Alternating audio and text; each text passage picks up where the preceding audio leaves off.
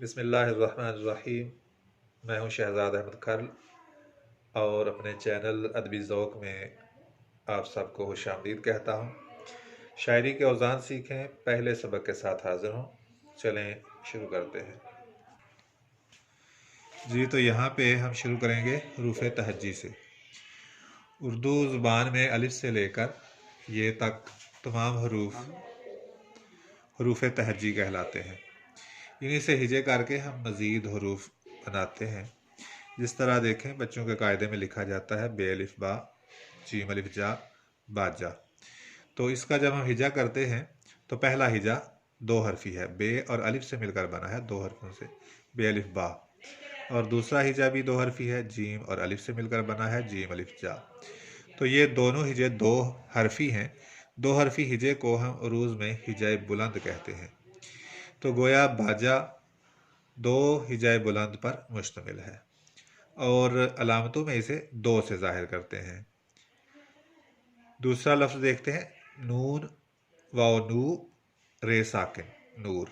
इसके हम जब हिजे करते हैं, नून और वाव से पहला हिजा बनता है जो दो हरफी हिजा है। इसे हम हिजा बुलंद या दो हरफी हिजा कहेंगे। और रे साकिन ये आगे बचती है यहाँ पे, तो ये एक हरफी हिजा है, इसे हम हिजा कोताह कहते हैं।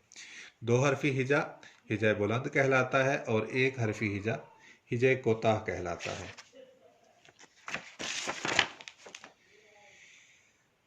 यहाँ पे एक हरफी हिजा हिजा कोताह, उसे एक से ज़ाहिर करते हैं, लेकिन हम इसे उर्दू के हर्फ अलिफ से ज़ाहिर करेंगे।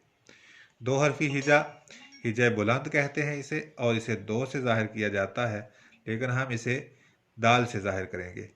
अलिफ एक का पहला हर्फ है और दाल दो का पहला हर्फ है। और ये इनहराफ हमने क्यों किया, इसकी तशरीह हम थोड़ा आगे चल के करेंगे। देखें, बाजा का वज़न अलामतों में दाल दाल दो दो होगा, और नूर का जो अलामती वज़न है वो दाल अलिफ होगा, यानी दो एक होगा। एक गलती जो है जो आमतौर पर बच्चों से होती है वो इस तरह है, जैसे ये लफ्ज़ इस्म लिखा हुआ है तो ये अलिफ चूँकि अलहदा लिखा हुआ है तो इसे अलिफ ज़ेर ई सीन मीम सम, सीन और मीम इकट्ठा है तो इसे जोड़ के दो हरफी हिजा बना देते हैं और इसका तलफ़ुज़ इसम करते हैं, लेकिन इसका दुरुस्त तलफ़ुज़ जो है वो इस्म है। और दूसरी गलती जो है वो होती है जब दो हिजों से ज़्यादा एक लफ्ज़ में हिजे आते हैं तो उनका हिजा करते हुए गलती जो है वो लगती है। लेकिन हम यहाँ आसान तरीका इस्तेमाल करेंगे, आवाज़ों पर गौर करके। लफ्ज़ जो भी लफ्ज़ है जिसके हमने हिजे मालूम करने हैं उसकी आवाज़ों पर हम गौर करेंगे। और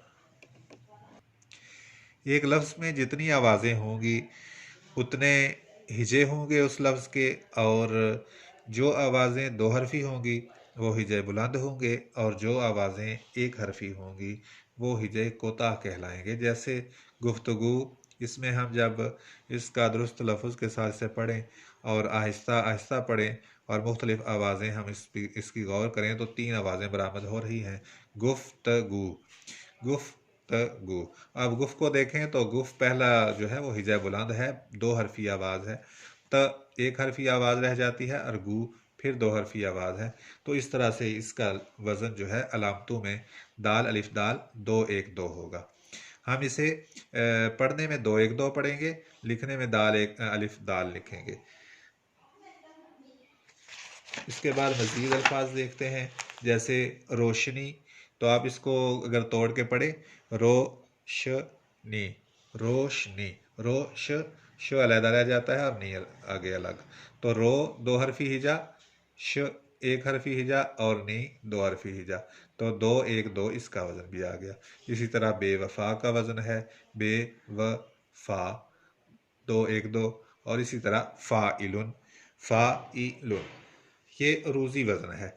उरूज़ी वज़न जो है हम किसी लफ्ज़ का वो फ़ा आइन और लाम तीन हरूफ असली से ज़ाहिर करते हैं, और जिस कदर उस लफ्ज़ में हरूफ ज़्यादा होते हैं हम ज़ायद हरूफ जो हैं उसमें शामिल करके वज़न मुकम्मल करते हैं। जैसे यहाँ पे फ़ाइलुन लिखा है, जिसकी तशरीह जो है वो आइंदा असबाक में आएगी।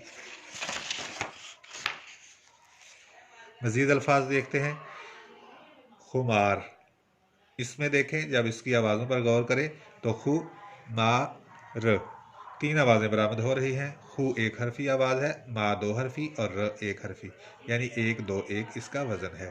اسی طرح وزیر، و زی، و ایک حرفی آواز، زی دو حرفی اور ر ایک حرفی، یعنی 1 2 1، اور اس کا عروضی وزن ہوگا فعول، ف ایک حرفی، او دو حرفی اور ل ایک حرفی، 1 2 1۔ اسی طرح اس کے اوزان پر خمیر، شمیر اور بہت سے الفاظ ہیں وہ اس وزن پر بنتے ہیں۔ اسی طرح ہم دیکھتے ہیں لفظ محبت، محبت، یہاں پہ بے پر شد ہے تو بے جو ہے 2 بار گنیں گے، ایک بار پچھلے حرف کے ساتھ اور ایک بار اگلے حرف کے ساتھ، تو اس طرح سے یہ اس کے 3 آوازیں آئیں گی، محبت۔ اور پہلی آواز جو ہے اس کی ایک حرفی ہے، یعنی ہجے کوتا ہے، اس کے بعد 2 ہجے بلند ہیں، 1 2 2، اسی وزن پر ہے سفارش، سفارش، 1 2 2۔ اور فعولن اس کا وزن ہے عروضی وزن جسے ہم کہتے ہیں، اور فعولن خود بھی 1 2 2 ہے۔ مزید الفاظ دیکھتے ہیں جیسے واجبات، تو یہاں پہ آپ اس کی جب ہجے کریں گے تو اس کے ہجے ہم نیچے کر رہے ہیں، واجبات، تو اس کے آوازیں جو 4 برآمد ہو رہی ہیں، پہلی آواز طویل دورانیے کی آواز ہے، اور دوسری مختصر دورانیے کی، پھر طویل دورانیے کی، پھر مختصر دورانیے کی آواز ہے، 4 آوازیں ہیں۔ طویل دورانیے کی آواز کو ہجے بلند، مختصر دورانیے کی آواز کو ہجے کوتا، پھر ہجے بلند، پھر ہجے کوتا، ٹھیک ہے؟ تو آپ اسے نیچے 2 1 2 1 سے ظاہر کریں گے۔ اسی طرح آج، شام، یہ 2 لفظ مل کر اس کے وزن پر آ رہے ہیں، واجبات کے وزن پر آ رہے ہیں اور فاعلات کے وزن پر آ رہے ہیں۔ اور یہاں پہ دیکھیں الف مدہ جو ہے یہ 2 الف پر مشتمل ہوتا ہے، اس میں ایک الف متحرک ہوتی ہے، پہلی یوں سمجھے کہ الف زبر الف آ، یہ لفظ جو ہے 2 الفوں سے مل کر بنتا ہے، دوسری الف ساکن ہوتی ہے، پہلی الف متحرک ہوتی ہے۔ اسی طرح جیم ہجے کوتا ہے، اور شین الف 2 حرفوں سے مل کر بنا تو ہجے بلند، اور میم ہجے کوتا، یہ بھی 2 1 2 2 1 2 1۔ اور اسی طرح فاعلات، اس کا عروضی وزن ہو گیا 2 1 2 1۔ مزید الفاظ دیکھتے ہیں، پذیرائی، نئی گاڑی، مفاعیل، یہ 3 ایک وزن پر ہیں اور عروضی وزن ہے مفاعیل۔ اسی طرح رکو، ٹھہرو، ابھی تو دل نہیں سنبھلا، 3 مفاعیل سے ایک مصرع بن گیا، رکو ٹھہرو ابھی تو دل نہیں سنبھلا، یا اس طرح سے بہلا، کوئی بھی لفظ آپ یہاں پہ لگا سکتے ہیں۔ تو یہ الگ الگ لفظوں کی جو تختی ہے وہ میں نے آپ کو بتائی ہے، اور یہاں پہ جو ہے پورے جملے کی تختی اگلے اسباق میں آئے گی انشاءاللہ۔ یہاں پہ دیکھیں پذیرائی کو پذیرائی، پہلا ہجے کوتا ہے، اس کے بعد 3 ہجے بلند ہیں، الف دال دال دال، یعنی 1 2 2 2۔ اسی طرح نئی گاڑی، نئی گاڑی، یہاں پہ 1 2 2 2۔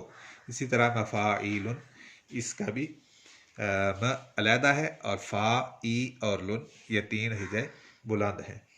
اس کے بعد جو ہے یہ پہلا سبق آج کا، اس کا یہ پہلا حصہ ہے، اور اگلے سبق میں اس کی 2 مزید طریقے بتاؤں گا ہجے کوتا کو پہچاننے کے، اور انشاءاللہ ایک تو جو میں نے ذکر کیا اس میں آواز کا مختصر دورانیے کی آواز اور طویل دورانیے کی آواز، اور ایک جو ہے وہ ہجے کوتا کو حرکتوں سے کیسے پہچانا جاتا ہے، اس کی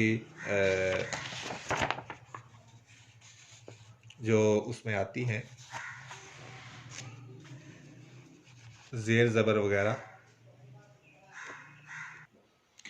اور میں عرض کر رہا تھا کہ کل والے دوسرے حصے میں، پہلے سبق کے دوسرے حصے میں مزید ہجے کوتاہ کو پہچاننے کے 2 طریقے جو ہیں وہ شیئر کروں گا، اور ایک بہت اہم چیز ہے جو آواز کے حوالے سے ہے، وہ بھی کل والے حصے میں سبق شیئر ہوگی انشاءاللہ، اور اسی سبق کے دوسرے حصے میں۔